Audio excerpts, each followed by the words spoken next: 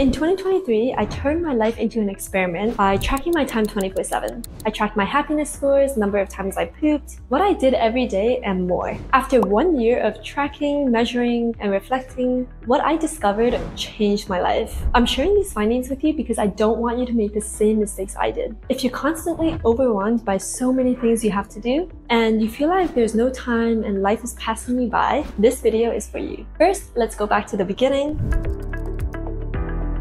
This started as a fun project for a data analysis course. I wanted to optimize my life, especially my happiness. So I set up a 24/7 manual timer to track my time, even when I'm sleeping. And every night I recorded metrics about my day, like my happiness rating. Honestly, I didn't expect so much to change from tracking my life. I was just tracking my day-to-day, living life normally as I would. But now that it's been a year, I can see a huge difference from before I started time tracking. In October 2022, I remember sitting alone in my room on Halloween night, feeling sad because I wasn't invited to any parties. This was a constant theme in 2022. I'd go to restaurants alone, travel alone, and just focus on work. I enjoy spending time with myself, but after a while it gets old. I didn't feel fulfilled. I felt lost, like I didn't know what else to do but work all the time. But I thought that was life. In 2023, something changed. I became the one who hosted parties. I spent time with loved ones every weekend and stopped spending 20 to 30 hours a week on my phone. The next Halloween in 2023, I actually had to pick between 3 parties to go to, but I was sick, so I stayed home and watched movies with my sister. So after a year of tracking my life, I really felt content with the life that I led instead of apathetic about a life that I followed. And the data reflects that. August and September 2023 were my happiest months. So I looked at what I spent the most time on during those months. Time with friends and also time in the sun had the most impact on my happiness. In comparison, my least happy month was February. When I looked at the top 3 things I spent time on, it became obvious why my mood was lower. I spent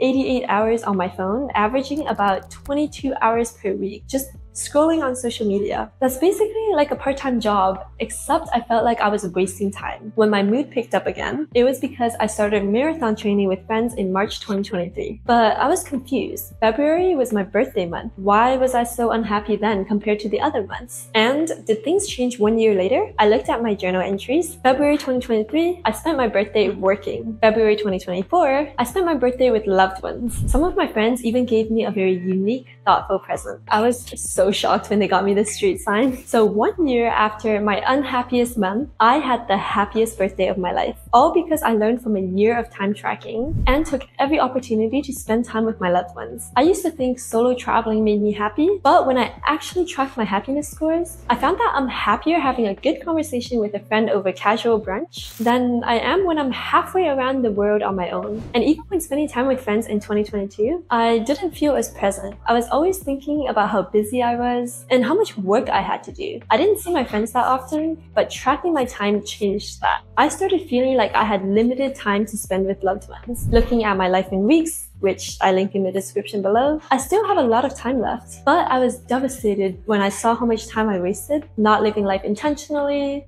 not being present, and not prioritizing my relationships. A few months ago, my friend actually asked me if we knew anyone who was truly happy. We could only think of one person, my friend who was always surrounded by loved ones. Every birthday party of hers was packed full of family and friends, and she celebrated every year, unlike the rest of us who slowly stopped celebrating birthdays. Even if something bad happens to her, she has a huge support system to help her through it. That's why I think the secret to happiness is good relationships. I'm just glad that I came to this realization before I'm full of regrets on my deathbed. If you're curious about life tracking too, I have a course teaching you exactly how to do that. One student said it helped her live her life more, especially after staying consistent with her habits for 15 days. She said, "Last week was the first week in a long time where I felt like I actually lived, not only on the weekend, but during the week." I'll leave the link to the course in the description below. But in the meantime, I encourage you to call someone you care about and ask them to catch up.